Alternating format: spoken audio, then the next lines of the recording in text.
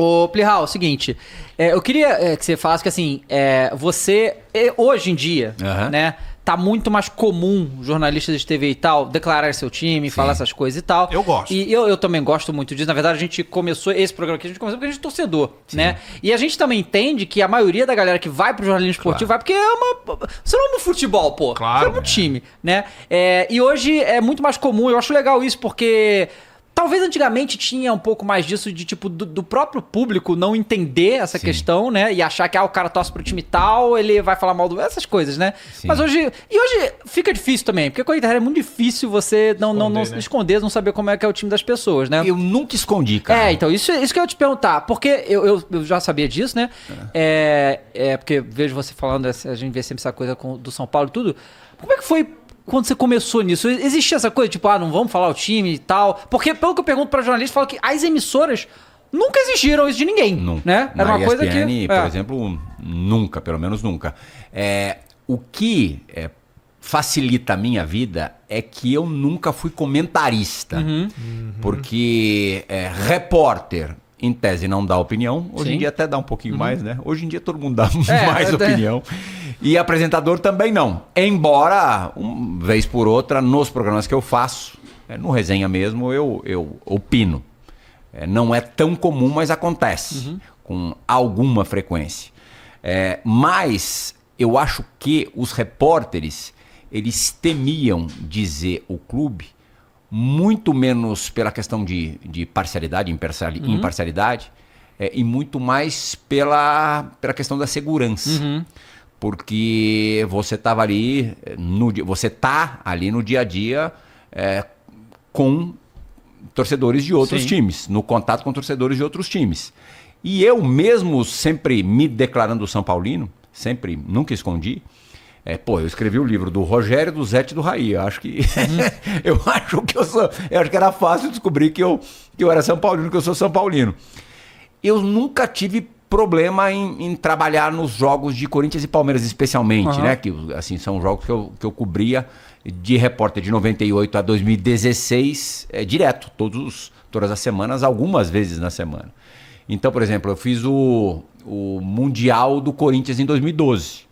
E ali fazia porta dos estádios, contato com a torcida ali mais próximo possível.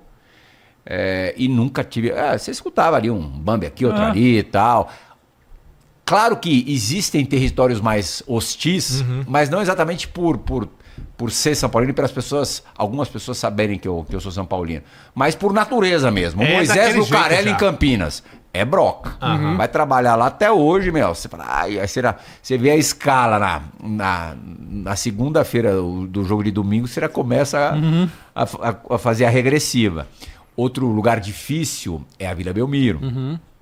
Primeiro porque os santistas têm na cabeça que você só vai lá quando tá na merda. Quando tá legal tal, é só a imprensa local que cobre. E não é verdade. Mas mesmo? Tem isso daí? Eu não sei se continua, mas era assim, nunca aparece, alguma coisa assim, sempre privilegiando os três da capital, tal. Isso acontecia.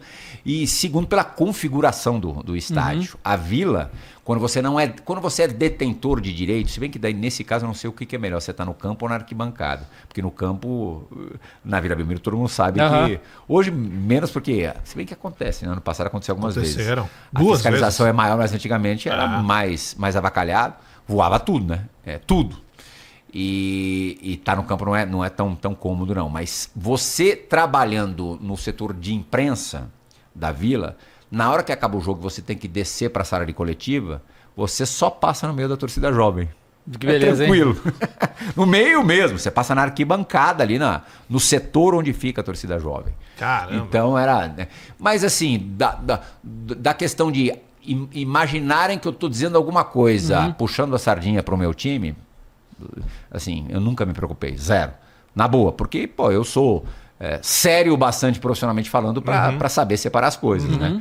É claro que, quando você está mesmo numa transmissão, fiz vários jogos do São Paulo, trabalhei na final do Mundial São Paulo e Liverpool, um jogo em que o São Paulo foi campeão, tendo sido massacrado durante a maior parte do tempo. É claro que na hora que eu abro o microfone eu vou ser imparcial, mas eu tava torcendo pra caramba. Claro. Não tem como aí você não consegue deixar completamente de lado o teu aspecto torcedor. Mas, pô, na hora de escrever o texto, na hora de falar, aí você tem que... Aconteceu já, eu lembro São Paulo e Libertadores de 2004, São Paulo e Rosário Central.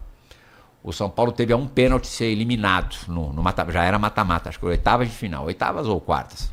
Acho que era oitavas, primeiro mata-mata. E há muito tempo que o São Paulo não jogava Libertadores, São Paulo ficou de 94 a 2004 sem jogar Libertadores. Porque também não era essa festa da uva de hoje. Mil vagas, metade da era tabela 4 só. Talvez até menos. Mesmo. E aí o São Paulo teve um pênalti de ser eliminado, o Rogério pegou o pênalti, depois o Rogério bateu o pênalti e depois ele pegou outro pênalti e classificou o São Paulo. Eu entrei no ar, 30 segundos depois. Pô, não dá pra você ignorar completamente o que você está sentindo naquele momento. Assim, você transparece, é natural. Mas eu sempre fui cuidadoso para também não ser uma coisa escrachada. Hoje nos programas, especialmente o Resenha, que é mais leve e tal, eu sacaneio, eu brinco, sabe? Tem muita gente que pega no meu pé, que eu levo muito convidado São Paulino. Aí eu brinco que, pô, fazer o quê se os grandes jogadores do futebol mundial passarem em algum momento da vida no São Paulo? Mas normal, assim, também se não tiver isso no futebol, claro, perde óbvio. Completamente o sentido, né? Claro. E cara, ouvindo você falar, eu sempre comento com ele, eu acho que é uma coisa do ser humano. Quando sei, você falando de futebol, eu sei qual é o seu time, eu me sinto mais à vontade em assistir o cara falar, em ouvir o cara falar, eu me sinto mais próximo. E, Cross, eu vou te falar, desculpa te interromper. Não, vai lá. O cara quem conhece o time de verdade é o torcedor do time. Por mais CDF que o jornalista seja, o comentarista, acompanha os jogos, tá? O cara que respira aquela porra, ele tem uma perspectiva diferente. O cara vive aquilo, Com né? certeza. Então você tem que, mesmo que o cara não trabalhe no nosso meio, você tem que respeitar aquele cara que tá todo jogo assistindo o time.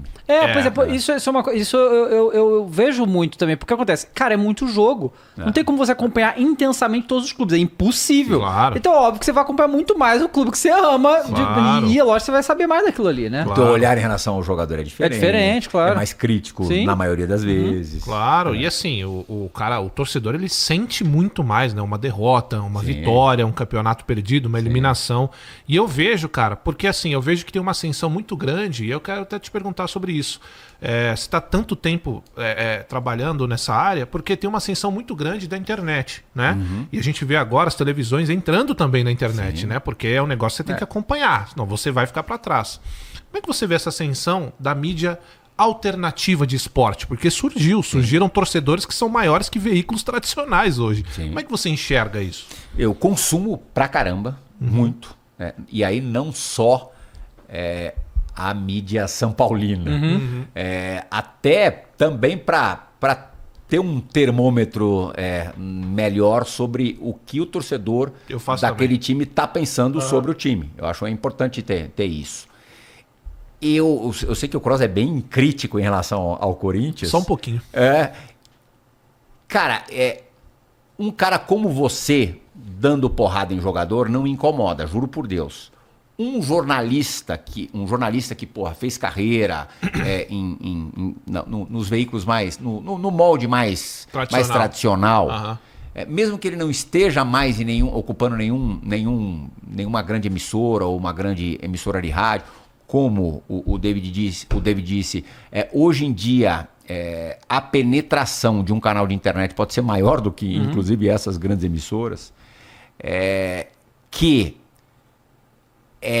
passa do limite na crítica, aí eu já me incomodo um pouquinho.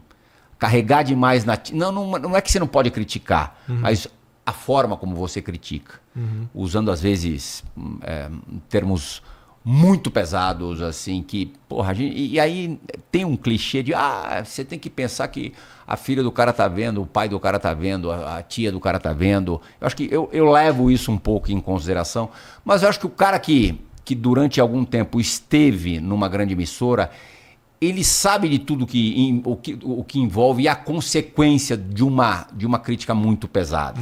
Tipo, esse cara é um lixo. Esse tipo de coisa... partindo especialmente de um jornalista, me incomoda um pouquinho. Você diz porque ele sendo jornalista meio que passa pela classe. Por exemplo, se esse tá fazendo, meio que dá uma manchada. Não. Sendo jornalista? Acho É mais ou menos por aí? Não, porque assim, você nunca fez questão de ter a pecha de jornalista. Tá.